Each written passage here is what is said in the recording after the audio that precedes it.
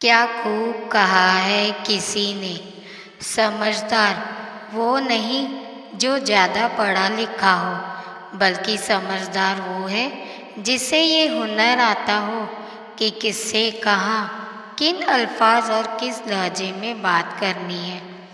Hello दोस्तों, मैं हूँ लीना नानकानी। स्वागत है आपका मेरे चैनल पर। सुनाती एक छोटी सी कहानी। एक धनी किसान था। उसे विरासत में खूब संपत्ति मिली थी। ज़्यादा धन संपदा ने उसे आलसी बना दिया। वह सारा दिन खाली बैठा हुक्का गुड़गुड़ाता रहता था। उसकी लापरवाही का नौकर चाकर नाजायज़ फायदा उठाते थे।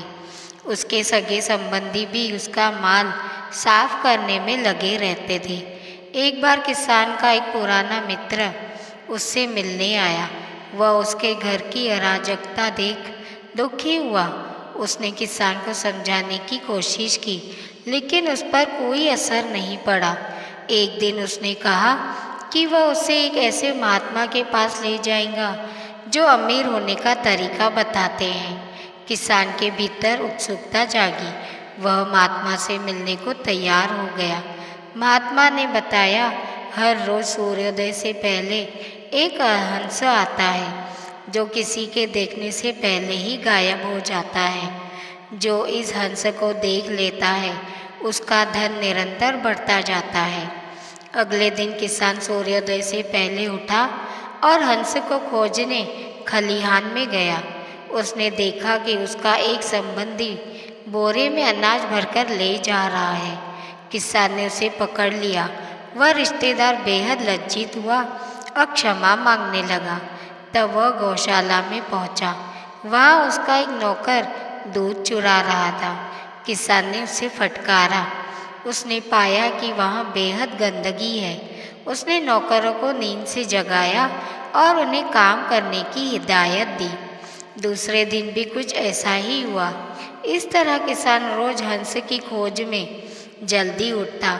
इस कारण सारे नौकर सचेत हो गए और मुस्तैदी से काम करने लगे। जो रिश्तेदार गड़बड़ी कर रहे थे वे भी सुधर गए।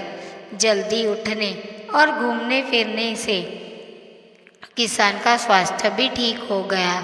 इस प्रकार धन तो बढ़ने लगा, लेकिन हंस नहीं दिखा। इस बात की शिकायत करने जब वह महात्मा के पास पहुंचा तो उन्होंने कहा, तुम्हें हंस के दर्शन तो हो गए, पर तुम उसे पहचान नहीं पाए। वह हंस है परिश्रम। तुमने परिश्रम किया जिसका लाभ अब तुम्हें मिलने लगा है। यह कहानी सिर्फ शब्दों का मेल नहीं होती, बल्कि गहरी अनुभव और आत्मिक सीख से भरी होती है। पहला, असली धन परिश्रम। महात्मा ने हंस को प्रतीक के रूप में प्रस्तुत किया, जो असल में परिश्रम था। यह दिखाता है कि सच्ची समृद्धि मेहनत से ही होती है, न कि सिर्फ विरासत या आराम से। दूसरा, आलस्य और लापरवाही से नुकसान ही होता है।